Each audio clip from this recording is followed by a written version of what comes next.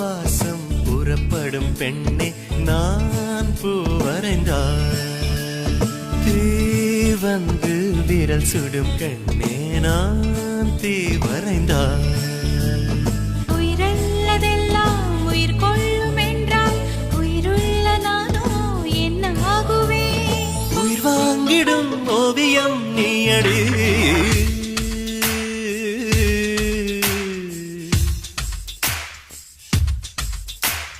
பூவாசம் புறப்படும் பெண்ணே நான் பூ வரைந்தார்.